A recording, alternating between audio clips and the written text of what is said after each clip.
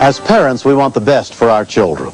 Although Cindy and James Farrell's daughter, Nicole, had been born with a life-threatening heart condition, they were doing all they could to give her a normal life in their hometown of Shelbyville, Tennessee. But on the evening of June 12, 1992, they were reminded that life is unpredictable, and we can easily be caught off guard.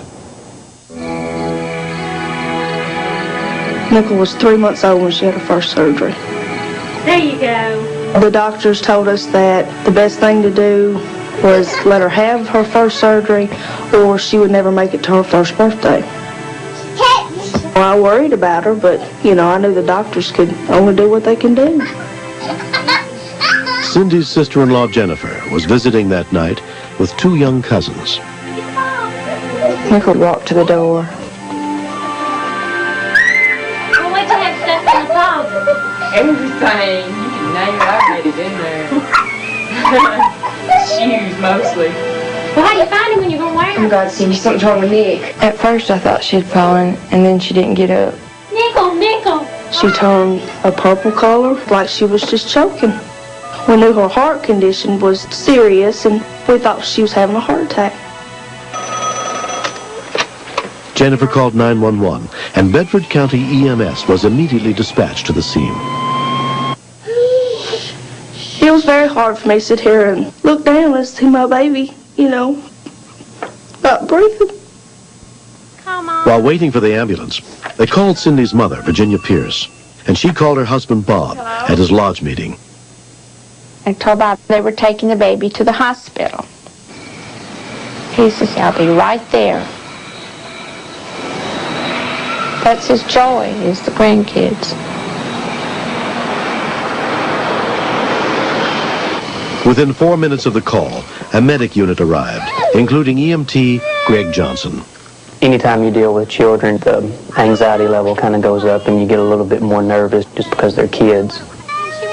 Everybody just kind of looked real scared. Has she ever had seizures before? No, she's... Well, I checked her pulse and her pulse was okay and her breathing was okay. Both her lungs were good and clear because she had a heart problem. The mom decided that it'd be best for her to go to the hospital and get checked out. The ambulance carrying the little girl took off for Bedford County General Hospital, with family members following behind.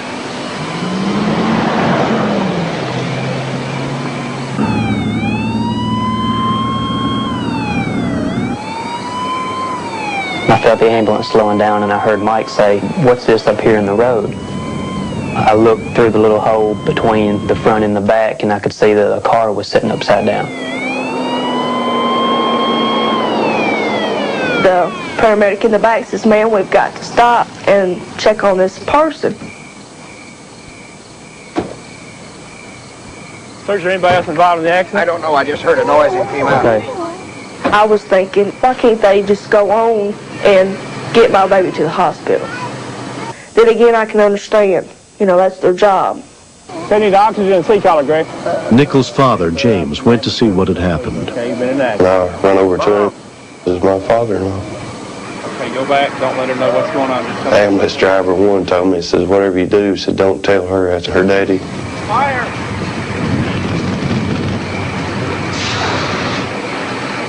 Having some breathing problems. She looks like maybe some chest trauma. Mike said this guy's having a really hard time breathing.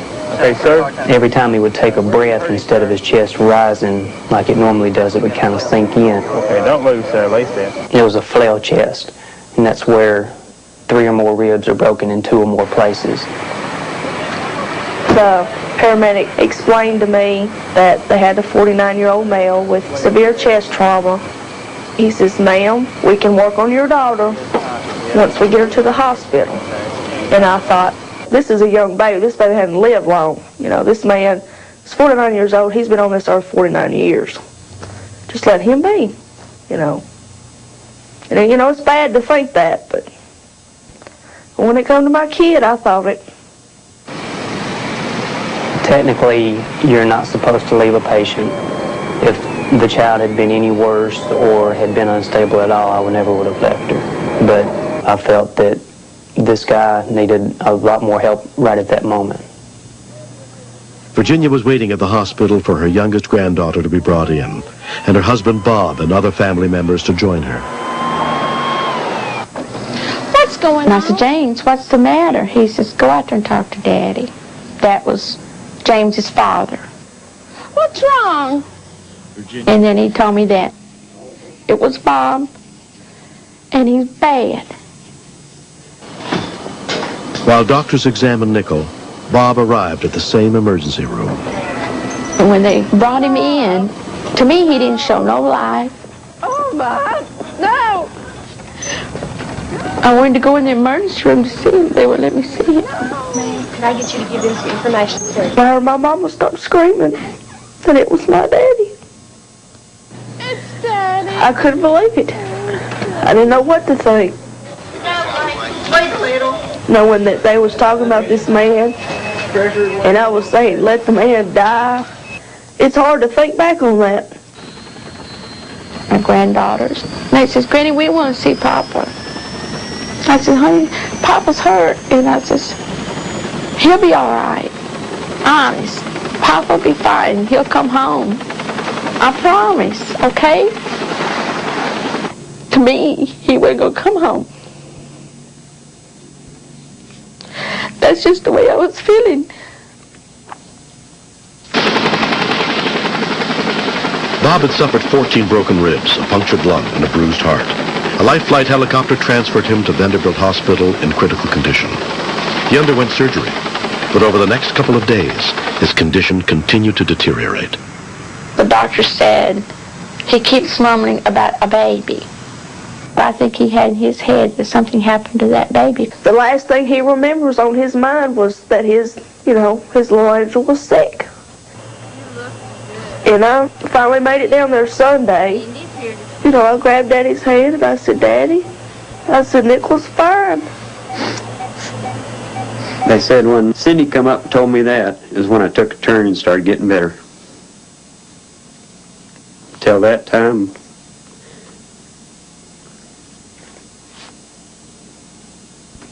I guess I just didn't care.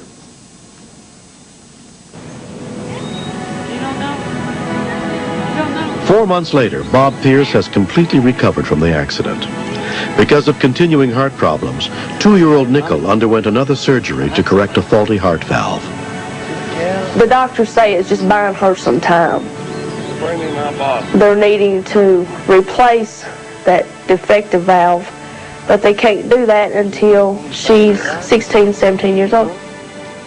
Pretty horse. I think she has a good relationship with her grandfather.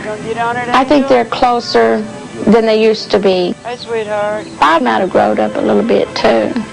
Instead of being a 49-year-old kid, he grew up to be a 50-year-old man. I think Bedford County and the trauma team and everybody just did a superb job. Pretty, look at it. I can be driving down the road and I'll notice things and pay attention to things that I didn't notice before. And I don't tend to take my family and the children for granted anymore. He didn't used to tell me he loved me, but now, every once in a while, he'll let it slip. He says, I do still love you a little bit. I says, yeah, okay, Run a little bit. The good Lord has got some other thing that he wants me to do. Yeah. He's got a reason for me being alive. I don't know how many the viewers or whatever have grandkids kids or children.